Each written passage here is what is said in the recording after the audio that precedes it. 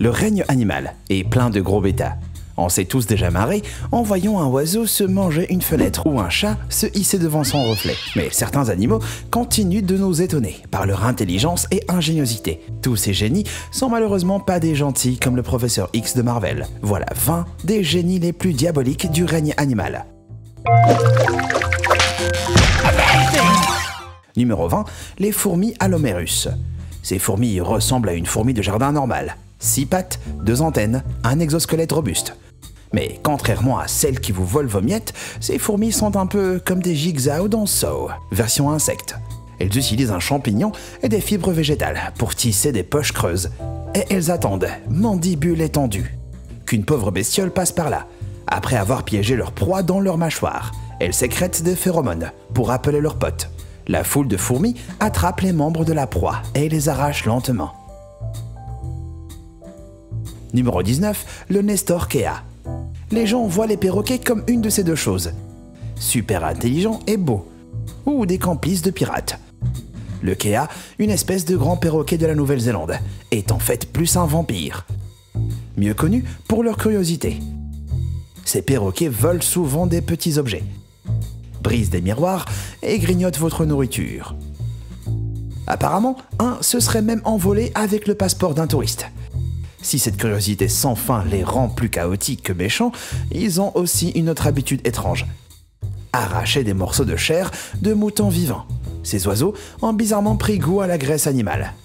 Et les moutons sont incapables de se défendre. Donc, ces perroquets atterrissent sur leur dos et arrachent des morceaux de chair sanglants. Numéro 18, la sèche mâle. Quand il s'agit d'attirer les filles et éloigner les autres mâles, certains hommes sont nettement désavantagés. Et ce n'est pas vrai que pour les humains, mais aussi pour les sèches mâles. Ces céphalopodes rusés ont trouvé une solution unique. Les sèches mâles, plus petites et moins attrayantes, utilisent leur capacité de camouflage pour chasser une partenaire potentielle. Comme Double Face dans Batman, ils s'insèrent entre les couples de sèches qui s'accouplent. Pour le mâle, ils affichent la coloration et les motifs d'une jeune femelle fertile. Et pour la femelle, ils montrent leur couleur normale, en désarmant les autres mâles avec un échange de genre soudain. Ces petits malins parviennent à transmettre leurs gènes. Numéro 17, l'aigrette ardoisée. L'aigrette ardoisée est un oiseau de taille moyenne qui se trouve près des lacs et marais d'eau douce. Si plein de gens les trouvent élégants, perso je trouve qu'on dirait un corbeau ado en pleine poussée de croissance. Mais pourtant, ces oiseaux terrorisent les poissons de toute l'Afrique. Plein de poissons passent leur journée à trembler face à ces mastodontes à plumes, ne nageant hors de leur cachette que bien après la tombée de la nuit.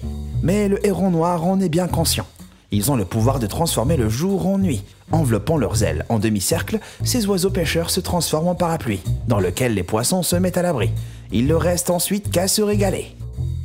Numéro 16, la pieuvre rayée du Pacifique. La pieuvre rayée du Pacifique est tellement bizarre que la communauté zoologique a nié son existence pendant près de 15 ans. Alors que les pieuvres sont souvent cannibales, se dévorant souvent pendant la copulation. Cette espèce est connue pour l'intimité de sa cour. Elles s'enroulent souvent ensemble, le bec verrouillé en s'embrassant. Si rien que l'idée d'embrasser une pieuvre suffit à faire des cauchemars à la plupart des gens, c'est pas ça qui leur donne une place dans cette vidéo. Ce qui est vraiment horrible, c'est leur capacité à tremper leur proie pour qu'elle se précipite dans leur gueule ouverte. Les biologistes les ont vus étendre un tentacule sur le dos d'un poisson pour lui taper les yeux, le nez ou le visage. Paniqué, le poisson se précipite dans la direction opposée et se fait avaler par la pieuvre affamée.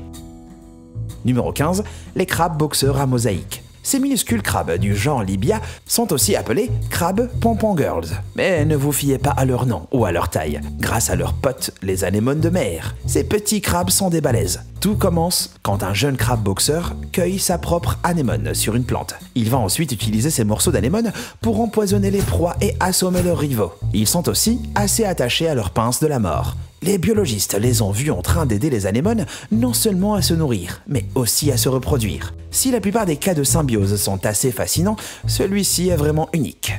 Numéro 14, les Ptilono Ranchidae. Ces oiseaux de taille moyenne au nom compliqué sont connus pour leur rituel de parade unique. Les mâles construisent des galeries d'art miniatures pour attirer des partenaires potentiels. Ils tissent des structures avec des petits bouts de bois et les décorent avec des objets colorés, comme ils adorent les objets un peu uniques.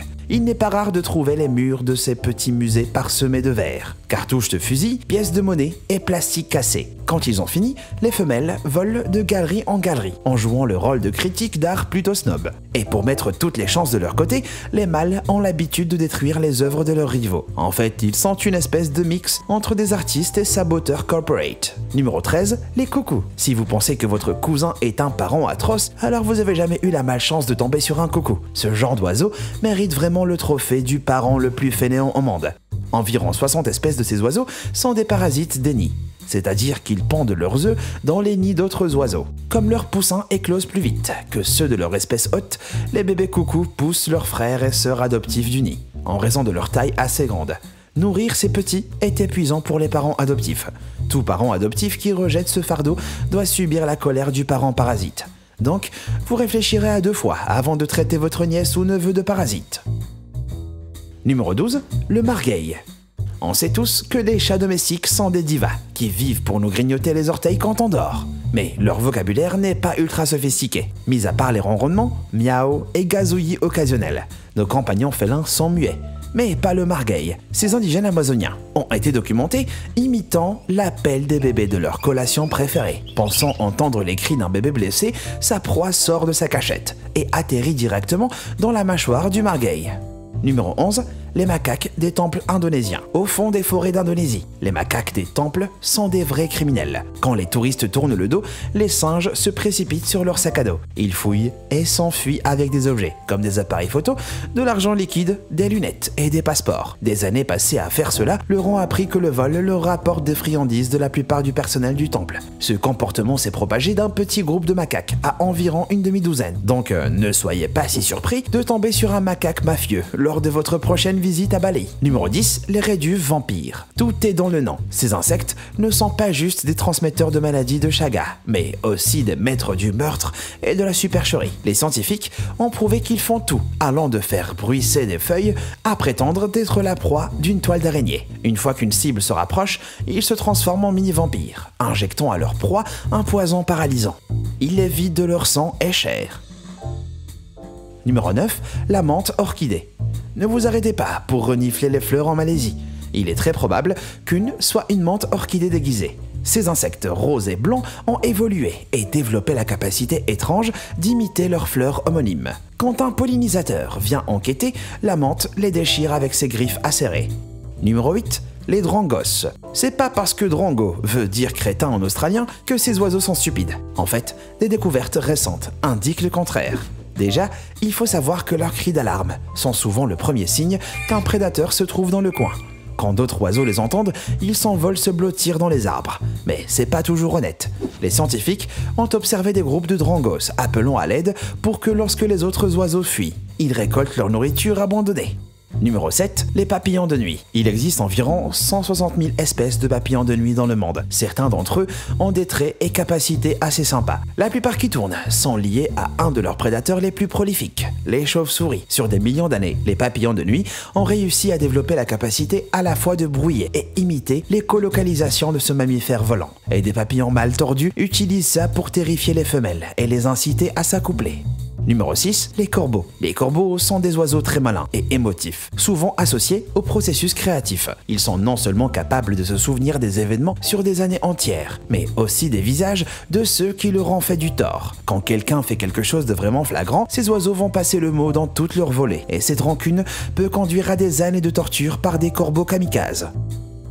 Numéro 6, la vipère à queue d'araignée. S'il y a un truc qu'on n'aime pas plus que les serpents, c'est les araignées. La seule chose pire serait une créature qui combinerait les deux, comme la vipère à queue d'araignée. Ce serpent venimeux n'est pas juste mortel, mais aussi sournois, en utilisant sa queue en forme d'araignée. Il attire les oiseaux et autres insectivores. Une fois que leur proie est à portée, il frappe.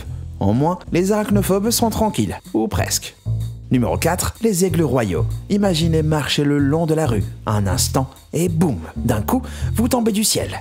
C'est ce qui se passe pour les proies des aigles royaux, comme les tortues. Et ce moment en mode Peter Pan se finit pas par un voyage au pays imaginaire, mais par un crâne explosé. Une fois que l'oiseau avec sa proie a atteint une bonne hauteur, il lâche prise, puis redescend ramasser les restes. Numéro 3, la pie grièche. Quand vous pensez à des animaux diaboliques de génie, vous imaginez sûrement pas une adorable pie grièche. Ce petit mignon petit oiseau ressemble plus à un moineau.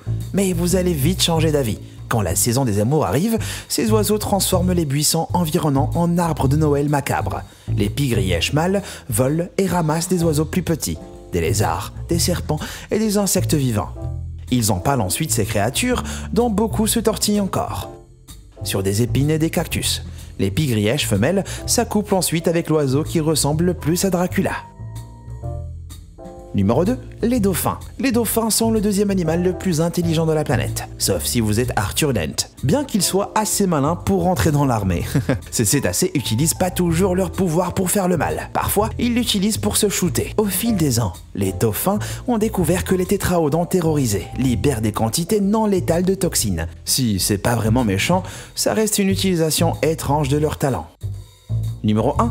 Les orques. La plupart d'entre nous aiment pas les requins, alors on pourrait considérer les orques comme une sorte de justiciers. Mais ils sont assez horribles avec les requins. Les orques ont appris que les requins qui se retournent sont paralysés et sans défense. Et les scientifiques les ont observés œuvrant ensemble pour renverser des grands requins blancs et des requins tigres.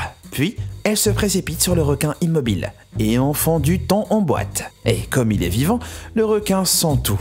Mais c'est pas leur seule technique de chasse maligne. Alors, quel animal est le génie le plus maléfique et intelligent? Dites-moi ce que vous en pensez dans les commentaires. Et merci d'avoir regardé. Et comme toujours, à bientôt.